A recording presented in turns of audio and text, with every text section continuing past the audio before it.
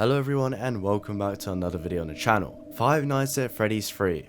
Oh boy, was this game a massive deal when it was lingering release. To many, it could have been the final FNAF game ever made by Scott after all. Not only that, but it would contain heaps more lore compared to the other two games, whilst at the same time delivering a brilliant gameplay loop and, most important of all, a terrifying villain. The purple guy would finally appear as a physical incarnation for us to fight against. Sure, being hunted by possessed animatronics is one thing, but being tracked down by a part organic, part spirit and part animatronic psychopath is something else entirely. Not to mention, the teasers for this thing were super intriguing and only increased the hype. In theory, this should have easily been the best FNAF game so far, but unfortunately it became kind of the opposite. Fun fact, around the time this first dropped, it was my favourite FNAF game.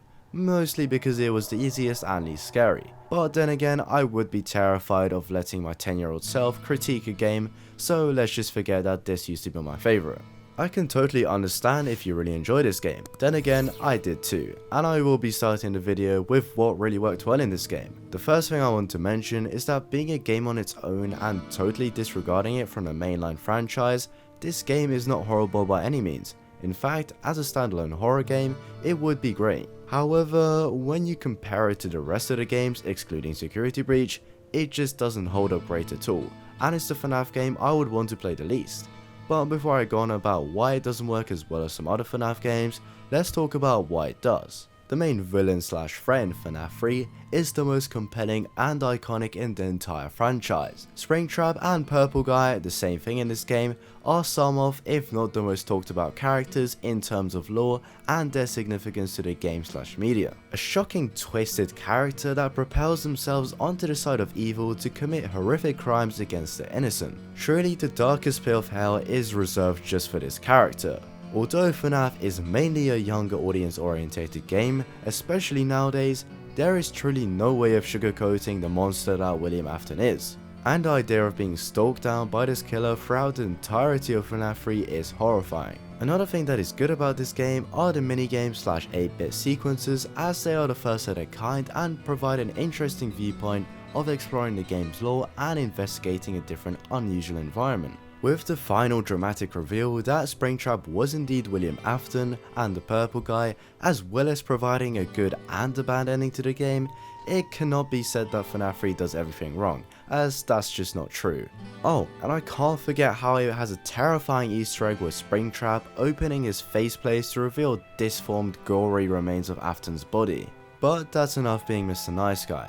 Now it's time to address some certain issues with the game that makes the experience not so enjoyable.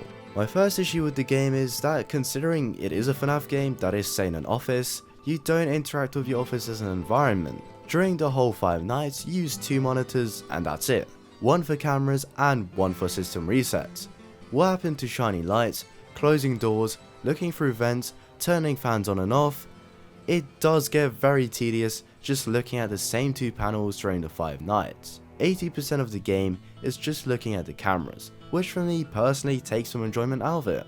Next up, I know it's a cool addition by Scott, but seeing Springtrap go behind the camera to jump scare you and seeing his head on the left hand side makes the already lackluster jump scare even worse. And this brings me on to my next point. Springtrap's jump scares are terrible. Now I understand that the argument of his jump scare being bad has been mentioned 1000 times already, and that being a walking corpse he can't exactly leap onto you like the other animatronics. But this is a game franchise where deceased children have spiritually entered robotic animal costumes to kill you. So I'm pretty sure we can get away with Springtrap having a better jump scare. Bro literally has a leisurely walk up to your office and asks you how your day has been. Even the phantom animatronics, the ones who don't end your nights, have better jump scares. So much for having a deranged killer hunt down the player and having their environment as a horror attraction if they can't even scare the player when it's game over. The game over screen is cool though. Something like his faceplate opening as he comes nearer to you during the jump scare is a seriously wasted opportunity on Scott's part. It could have been similar to how the sister location animatronics jump scare the player. Coming up next, apart from sister location, FNAF 3 is definitely the easiest.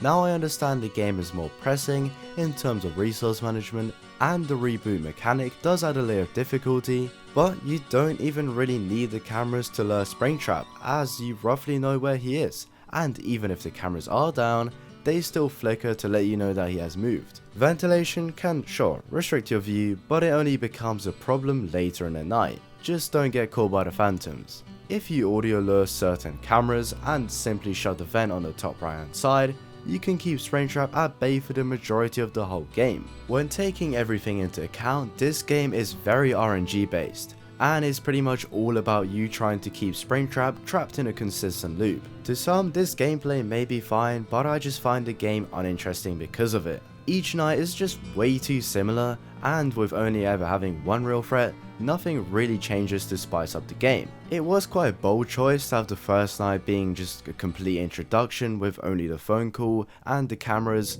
because Springtrap doesn't actually attack you that night. But let's be honest, it's a bit dead, and especially if you want to replay the game, that night is just a waste of time. Whilst you're waiting a long ass time for the damn systems to reboot, you can't do anything.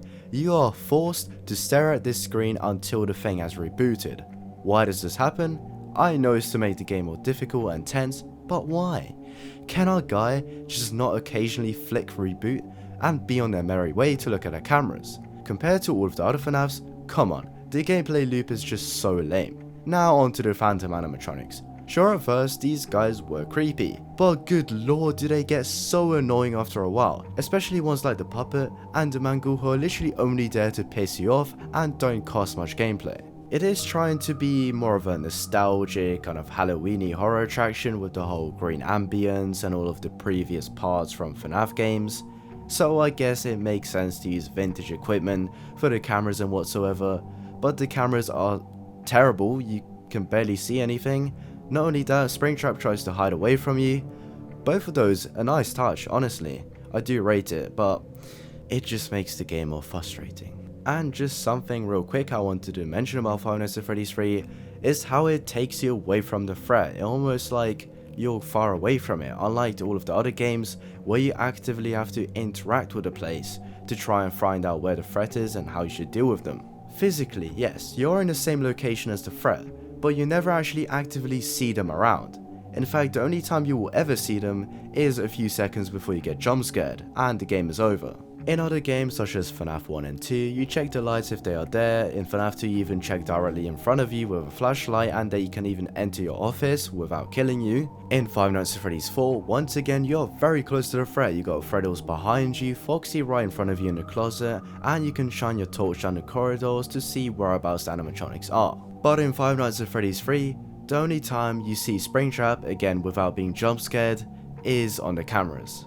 So yeah, I feel like that just takes a lot away from the game. But that's enough rambling from me. I do think it's quite a neat little game though, you know, it definitely fits in with the FNAF franchise, and let's just say Scott definitely learned from his mistake by making the absolute banger hit game that FNAF 4 is. I mean, FNAF 4 does pretty much improve upon all of the aspects that were wrong in FNAF 3. But anyway, I really do hope you enjoyed this video. If you want to see more in the future, make sure you subscribe and like the video, and I will see you guys in a future video. Goodbye.